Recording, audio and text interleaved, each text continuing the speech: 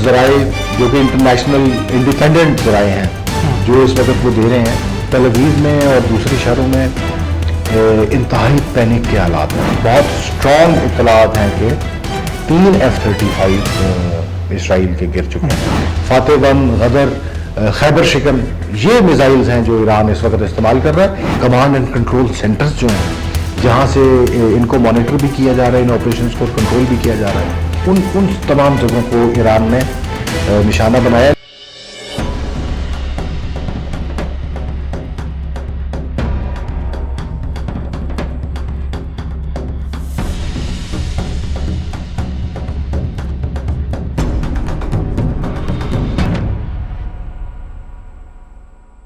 हमने देखा कि आज सुबह के वक्त ईरान ने 100+ बैलिस्टिक मिसाइल जो है वो फायर किए और इसराइल को एक गहरा सदमे में डाल दिया। अब दूसरी तरफ ये बड़ा सवाल है कि कौन से मिसाइल जो है ईरान की तरफ से इसराइल पर फायर किए जा रहे हैं जो जाकर इतनी तबाही मचा रहे हैं। इनकी रेंज क्या है, स्पेसिफिकेशंस क्या है और किन किन मकामात को आज इन मिसाइल्स ने हिट किया है। देखिए, ईरान के पास एक बड़ी कंप्रीहेंसिव और कंप्लीट इन्वेंट्री है मिसाइल्स की, शॉर्ट रेंज से शुरू होकर लॉन्ग रेंज तक। फॉर एग्जांपल लॉन्ग रेंज में अगर जाएं तो उनका जो उन्होंने लेटेस्ट टेस्ट किया था मिसाइल, उसका नाम जुलजना है, जो कि 5000 किलोमीटर तक की उसकी रेंज है। लेकिन अगर आप नक्शे पे, ग्लोब के नक्शे पे देखें तो ईरान और इसराइल का फासला जो है वो तकरीबन 1500 किलोमीटर, बिल्कुल ऐसे 1550, 1600, डिफरेंट जगहों पे 1300 किलोमीटर। तो इसमें जो शॉर्ट रेंज मिसाइल्स और मीडियम रेंज मिसाइल्स, उसमें गदर है, इमाद-1 है। फिर इस वक्त सोशल मीडिया पे बड़ी वायरल हो रही है वीडियो, एक मिसाइल है खैबर शिकन के नाम से, जिसमें कि वो मिसाइल जिस वक्त हिट हुआ, पेनिट्रेट हुआ, तो वो 3 स्टेजेस में एक्सप्लोड हुआ और इतने उसके ज़ोरदार धमाके और एक्सप्लोजन थी कि आप देखिए उसके ऊपर, सोशल मीडिया के ऊपर ये वीडियो आजकल बहुत वायरल हो रही है। तो ईरान के पास एक कंप्लीट इन्वेंट्री है, वो बहुत देर से अपने इन असासों पे काम कर रहे हैं और शॉर्ट रेंज से लेके medium range, long range ballistic missile सब उनके पास है। लेकिन इस वक्त जिस तरह मैंने बताया, इमाद-1 है, फातेह-1 उन्होंने टेस्ट किया लेकिन अभी इस्तेमाल नहीं किया। फातेह-1, गदर, खैबर शिकन, ये मिसाइल्स हैं जो ईरान इस वक्त इस्तेमाल कर रहा है। इसकी पेलोड जो है वो 300 से 500 kg से लेके, और फातेह जो है वो 1000 kg तक चला जाता है, खैबर शिकन 800 kg लेके जाता है। अच्छा सर, ये बताइएगा कि इन मिसाइल की मदद से ईरान ने कौन कौन से जो टारगेट्स है वो अचीव किए हैं इसराइल में। इसराइल का वज़ीर आज़म क्यों अपने मुल्क से भागा है? अगर इन्होंने उनकी टॉप लीडरशिप को एलिमिनेट करने की कोशिश की है डिसीजन पैरालिसिस के लिए, तो यही इफेक्ट अचीव करने के लिए ईरान भी जो अपने मिसाइल्स हैं वो उनकी की लीडरशिप के ऊपर हमला कर रहे हैं। उन्होंने मुसाद का हेडक्वार्टर, जो कि उन्होंने बिल्कुल एक गुंजान आबाद इलाके में बनाया हुआ था, अपने ही लोगों को ह्यूमन शील्ड बनाया हुआ था। जो ये जो मक्कार और अय्यार दुश्मन है ना, इसने आम लोगों को अपनी ढाल बनाया। गुंजान आबाद इलाकों के अंदर अपने हेडक्वार्टर्स बनाए हुए, वो एलिमिनेट हुआ मुसाद का। फिर इस वक्त जो इनका ऑयल का इंफ्रास्ट्रक्चर है, इनका बड़ा इंटरेस्टिंग, अगर आप थोड़ा सा उसको देखेंगे, ऑफलोड किसी एक जगह पर होता है, एक पोर्ट पे, और वहां से फिर इन्होंने पूरे इसराइल में पाइपलाइंस बिछाई हुई हैं और डिफरेंट आउटलेट से वो पाइपों के जरिए ही पूरे इसराइल में वो डिस्ट्रीब्यूट होता है और वहां से निकाला जाता है। तो ईरान ने उस पाइपलाइन को और उस पोर्ट को निशाना बनाया है। उसके अलावा वो कोशिश कर रहे हैं कि उनकी जितनी मिनिस्ट्रीज हैं, नोन जो जगह हैं जहाँ से कि ये सारा मंसूबा साजी हो रही है, और इस वक्त कमांड एंड कंट्रोल सेंटर्स जो हैं जहाँ से इनको मॉनिटर भी किया जा रहा है, इन ऑपरेशंस को कंट्रोल भी किया जा रहा है, उन तमाम जगहों को ईरान ने निशाना बनाया। लेकिन अनफॉर्चुनेटली जहाँ हमें एक चीज़ की कमी यहाँ जो महसूस हुई ईरान की तरफ से, कि ईरान के पास इस वक्त सिर्फ मिसाइल्स का सहारा है। एयरफोर्स, एक स्ट्रॉन्ग एयरफोर्स जो कि ईरान 45 साल मॉडर्न वर्ल्ड से दूर होने की वजह से एक नहीं डेवलप कर सका। और जैसा मैंने कई बार गुजारिश की है कि जंग जो है उसमें कलीदी किरदार और फैसला कुन किरदार जो है वो एयरफोर्स अदा करती है। बिल्कुल ऐसे।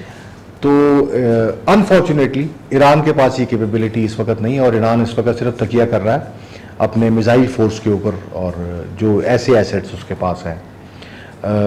फ्यूचर में मैं फोर्स ही करता हूँ कि इस पूरे खिते में अगर प्रॉक्सीज इसराइल की हैं या वेस्ट की हैं तो प्रॉक्सीज जो हैं वो ईरान की भी हैं।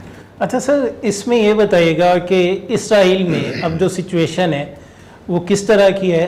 पैनिक अगर हम देखें तो वो कितना क्रिएट हो चुका है? इस वक्त जो इतलात आ रही हैं, जो ऐसे इंटेलिजेंस जराए जो कि इंटरनेशनल इंडिपेंडेंट जराए हैं जो इस वक्त वो दे रहे हैं, इस वक्त बुरे तरीके से सख्ती की जा रही है अवाम के ऊपर कि कोई चीज़ नशर ना हो पाए, बाहर ना निकल पाए। लेकिन फिर भी इंडिपेंडेंट जराए बहुत सारे होते हैं। आजकल तो एक आम शहरी जो है वो भी एक मोबाइल फ़ोन के साथ एक सहाफ़ी है। तो ख़बरें आ रही हैं और इस वक्त इतलात ये हैं कि तल अवीव में और दूसरे शहरों में इंतहाई पैनिक के हालात हैं।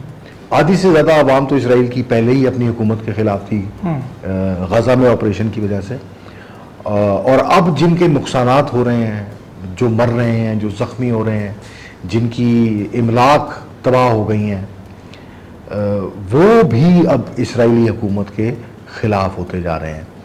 और इस वक्त फिर मेरा ख्याल है कि प्राइम मिनिस्टर नेतन्याहू उन्होंने ये जो ऑपरेशन किया है इसकी टाइमिंग बड़ी कलीदी है बहुत सारे एस्पेक्ट से।